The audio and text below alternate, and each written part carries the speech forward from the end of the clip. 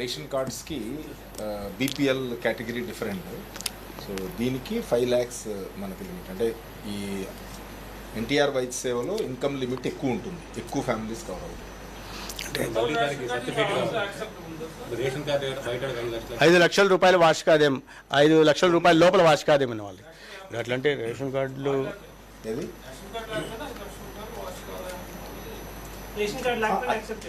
అలా కాదండి. అంటే బేసిక్గా మన ఇంతకుముందు ఆరోగ్యశ్రీ, ఇప్పుడు ఎన్టీఆర్ వైద్య సేవకి ఆల్రెడీ ఎలిజిబుల్ కార్డ్స్ అన్ని 1.43 crores ఇచ్చింది.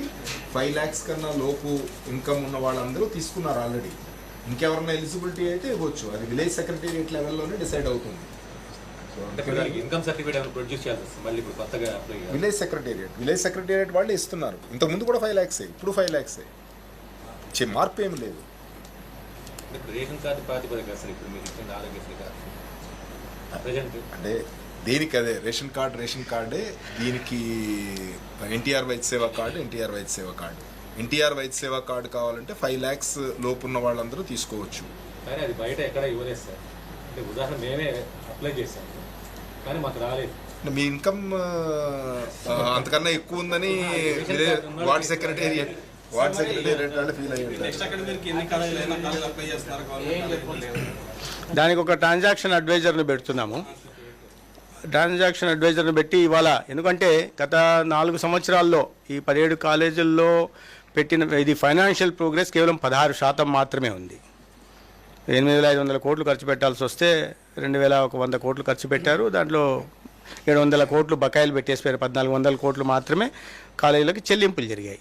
సో ఫైనాన్షియల్ ప్రోగ్రెస్ కేవలం 16% ఉంది కాబట్టి ఒక ట్రాన్సాక్షన్ అడ్వైజర్ని పెడుతున్నాము పీపీపీ మోడ్లో వీటిని ఆలోచించడానికి. వాళ్ళు వచ్చిన తర్వాత ఏ కాలేజీ ఎక్కడుంది, ఏ పరిస్థితిలో ఉంది అంటే ఇప్పుడు ఇమీడియట్గా ఫైనాన్షియల్ ఇది మన ట్రాన్సాక్షన్ అడ్వైజర్ వచ్చేసరికి పీపీపీ మోడ్లో పోవడానికి, ఒక మరింత మెరుగైన విద్య అందించడానికి వెళ్ళడానికి ఇప్పుడు ఎక్కడెక్కడ ఆగి ఉన్నాయో దాని మీద కాస్త మొత్తం ఖర్చు పెట్టేసి ఆ ప్రాతిపదిక మీద రేపు వాళ్ళు వచ్చిన తర్వాత ట్రాన్సాక్షన్ అడ్వైజర్ చూసి ఏ దీంట్లో రేషియోలో ఉండాలనే విషయాన్ని నిర్ణయించడం జరుగుతుంది. నెక్స్ట్ అకాడమిక్ ఇయర్కి ఇప్పుడున్న పరిస్థితుల్లో లేదనే చెప్పాలి. ఎందుకంటే పునాది దశలో ఉన్నవి లేదా ఒక అంతస్తు కట్టిన కాలేజీలని 25 నెలల్లో పూర్తి చేయలేం, ఈ 5 నెలల్లో పూర్తి చేయలేం.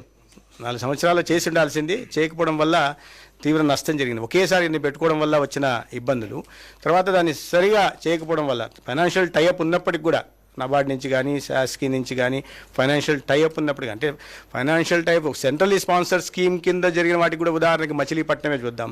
మచిలీపట్నం వీళ్ళు ప్రభుత్వం దిగిపోయే నాటికి పెట్టిన ఖర్చు 208 కోట్లు మాత్రమే.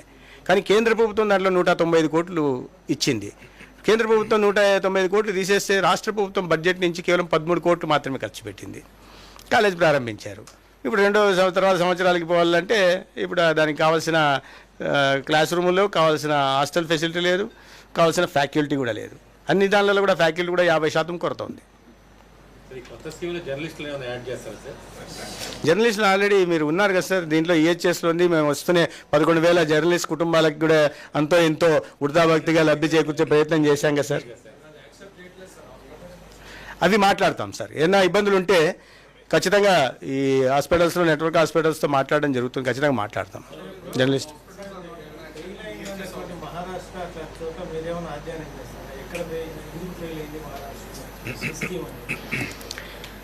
అంటే మేము అధ్యయనం చేయడం కాకుండా వరల్డ్ హెల్త్ ఆర్గనైజేషన్ చేసింది, WHO చేసింది.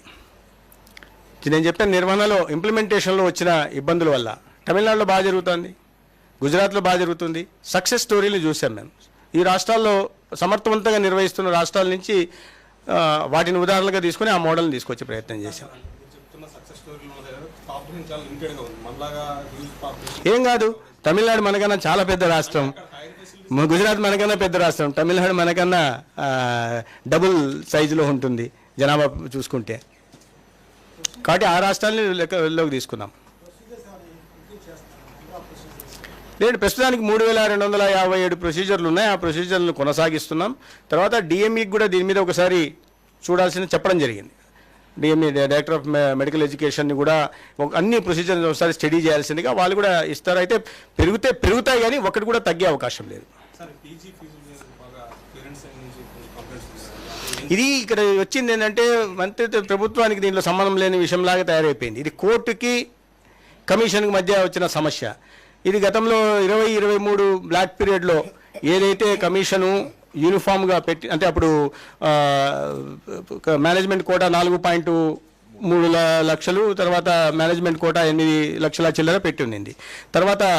తర్వాత హైకోర్టు 23-26 బ్లాక్ పీరియడ్కి ఇప్పుడు హైకోర్టు దాన్ని కొట్టేయడం, కొత్తగా మళ్ళీ కమిషన్ని ఏంటంటే డేటా తీసుకొని, అంటే కాలేజీల నుంచి డేటా తీసుకొని వాళ్ళ పెట్టుబడులు కానీ లేదా వాళ్ళ ఖర్చు కానీ ఇతరత్ర వివరాలు తీసుకొని దాని ఆధారంగా చేయమని చెప్పింది. ఇప్పుడు హైకోర్టు చెప్పింది కాబట్టి తొందరలో దాని మీద కమిషన్ నివేదిక ఇవ్వాల్సి ఉంది. కాబట్టి అప్పటిదాకా ఈ స్టేల్మేట్ కొనసాగుతూ ఉంటుంది. దానివల్ల కొద్దిగా విద్యార్థులు ఇబ్బంది పడుతున్నారు, డోలాయమైన పరిస్థితుల్లో ఉన్నారు.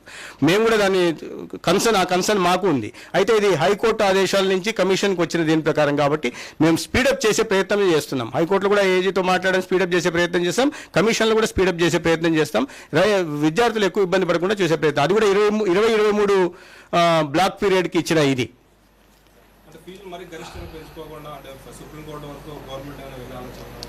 దీంట్లో సుప్రీంకోర్టులో ఒక ఆల్రెడీ సుప్రీంకోర్టు వర్సెస్ ఇనాందార్ కేసులో ఇది ఇచ్చిందనమాట. ఈ కన్వీనర్ కోటాకి మేనేజ్మెంట్ కోటాకి తేడా చూడొద్దని చెప్పి సుప్రీంకోర్టు ఆల్రెడీ తీర్పు ఇచ్చేసింది. అదొక ఇబ్బందికరమైన పరిస్థితి.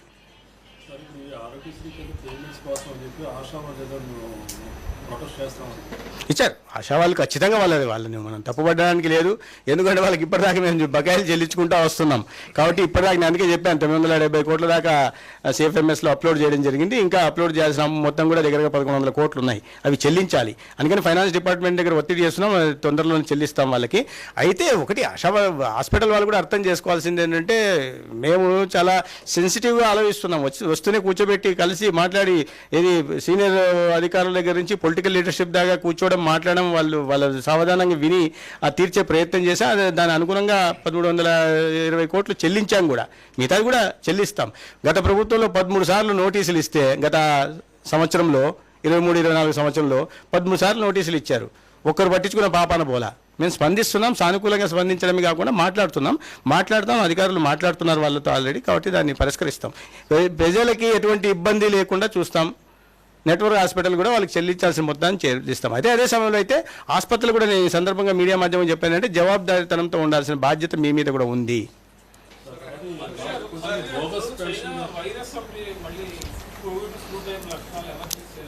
అది పేపర్లో చూసాం, సోషల్ మీడియాలో చూస్తున్నాం. కానీ ఇంకా చైనా నుంచి ఎక్కడ ధృవీకరించలే, అధికారికంగా ఎక్కడ ధృవీకరించలే. మనకి ఏదైనా గైడ్ లైన్స్ వస్తే మనం దాని మీద స్పందించలేం. ఎందుకంటే కేంద్ర ప్రభుత్వం ముందు స్పందిస్తుంది.